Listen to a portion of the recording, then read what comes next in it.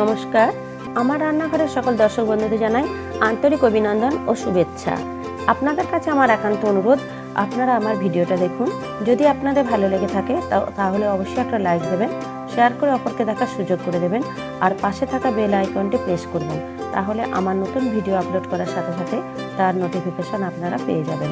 আর নিত্য নতুন রেসিপির আপডেট পাওয়ার জন্য অবশ্যই আমার চ্যানেলকে সাবস্ক্রাইব করবেন প্লিজ। চলুন তবে রান্নায় ফিরে আসি। আজ আমি আপনাদের কাছে একটা ভীষণ টেস্টি এবং one of the best chutney recipe নিয়ে এলাম, আনারসের চাটনি। আর এই আনারসের চাটনি বানানোর জন্য আমি এখানে অর্ধেকটা পরিমাণ আনারস ভালো করে ধুয়ে নিয়ে এই দু সাইডটা আমি কেটে নিয়েছি। কীভাবে আমি আনারসটা ছাড়াবো আমি দেখিয়ে দিচ্ছি। এছাড়া আমি নিলাম এখানে পাতিলেবুর রস নিয়েছি, আমি একটা পাতিলেবুর রস বার করে নিয়েছি। 1 টেবিল চামচ কাজু বাদাম নিয়েছি, 1 টেবিল চামচ কিশমিশ নিয়েছি। এখানে বিট লবণ নিয়েছি প্রায় 1/2 টেবিল চামচ। এখানে প্রায় 1/2 টেবিল চামচ গোটা সরষে নিয়েছি। এখানে প্রায় 1/2 টেবিল চামচ সাদা তেল নিয়েছি। আর এখানে খুব সামান্য প্রায় 1/2 টেবিল চামচ চিলি ফ্লেক্স নিয়েছি। এছাড়া একটা তেজপাতা, আর এখানে 1 বাটি চিনি নিয়েছি। এটা আপনারা অবশ্যই নিজেরা স্বাদটা দেখে নিয়ে চিনিটা অ্যাড করবেন। আনারসের কতটা মিষ্টতা সেই অনুযায়ী নির্ভর করবে। প্রথমে আমি আনারসটা কুড়িয়ে নেব, কাটার ঝামেলাতে না গিয়ে।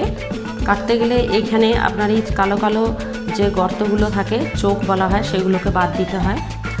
আমার অত ঝামেলা যাওয়ার দরকার নেই। আমি একটা চামচ নিয়েছি, নিয়ে এইভাবে আমি কুড়িয়ে আনারসটাকে কুড়িয়ে নেব। আর মাঝের এই শক্ত শিরা অংশটা বাদ রেখে দিয়ে আমি এইভাবে আনারসটা কুড়িয়ে নিচ্ছি। এই দেখুন কত সুন্দর কোড়া হয়ে যাচ্ছে। এভাবে আমি আনারসটা আগে কুড়িয়ে শাঁসটা বার করে নিচ্ছি। আনারসটা কোড়ানো হয়ে গেছে। এই দেখুন খোসা আর এই শক্ত অংশটা কেমন রয়েছে, কোনো কাটার ঝামেলাতে আমার যেতে হলো না। আর এখানে দেখুন এতটা আনারস শাঁসটা আমার বেরিয়েছে। এবার আমি চাটনিটা বানাবো। এবার আমি ইন্ডাকশানে একটা তাওয়া বসিয়েছি। তাওয়াটাতে খুব সামান্য পরিমাণ রিফাইন তেল, তেজপাতা আর গোটা সরষের ফোড়নটা দিয়ে দিলাম। ফোড়নটা হওয়া পর্যন্ত আমি অপেক্ষা করছি। ফোড়নটা ভাজা হয়ে গেছে। এবার আমি আনারস কড়াটা দিয়ে দিলাম, আর খুব সামান্য পরিমাণ এমনি সাধারণ নুন দিয়ে দিলাম। দিয়ে আমি 5-7 মিনিট এবার ফোটাতে থাকবো। এই আনারসের ঝোলটা একটু কমে এলে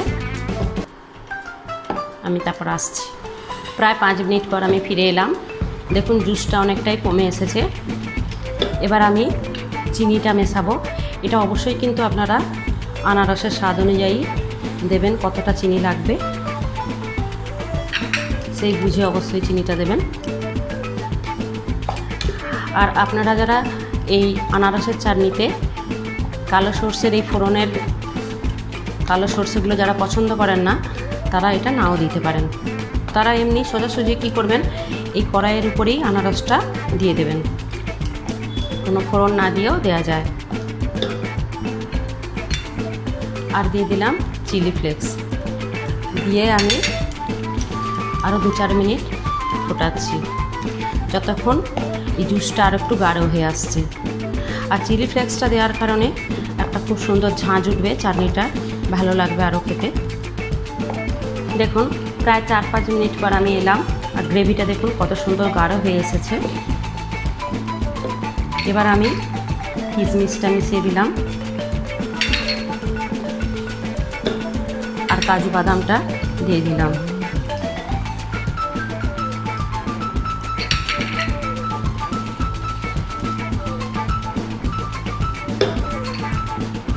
এবার আমি বিট লবণটা দিয়ে দিলাম।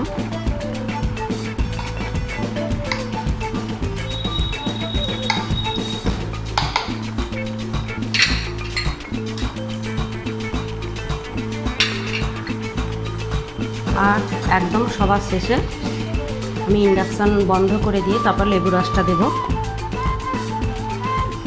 আর লেবুর রসটা আপনারা কতটা টক খাবেন কতটা পরিমাণ মিষ্টি রাখবেন সেটা বুঝিয়ে দেবেন। লেবুর রসে কিন্তু একটা খুব সুন্দর ফ্লেভার আসে, এই চাটনিটা থেকে আরও ভালো লাগবে।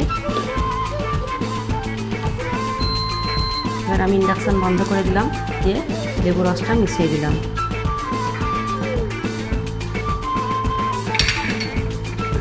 এবার আমি ঠান্ডা করতে দেব। আপনারা কিন্তু এই আনারসের চাটনি ঠান্ডা করে ফ্রিজে স্টোর করেও রেখে খেতে পারেন। গরম গরম রুটি, লুচি, নান, পরোটা, ভাতের সাথে পরিবেশন করতে পারেন। এবার ঠান্ডা করে নিয়ে আনারসের চাটনি আমি পরিবেশন করছি। দেখুন কতটা সুন্দর হয়েছে, দেখতেও যতটা সুন্দর হয়েছে খেতেও ততটাই সুন্দর। আপনারা অবশ্যই বানাবেন, আর কেমন হলো লাইক বা কমেন্টসের মাধ্যমে আমাকে জানাবেন। শেয়ার করে অপরকে দেখার সুযোগ করে দেবেন। আর এরকমই অন্যান্য রেসিপি পাওয়ার জন্য আমার চ্যানেলকে কিন্তু অবশ্যই সাবস্ক্রাইব করবেন প্লিজ। আমি আসছি পরে আরও অনেক এরকমই অন্যান্য রেসিপি নিয়ে। ধন্যবাদ, ভালো থাকুন, সুস্থ থাকুন, নমস্কার।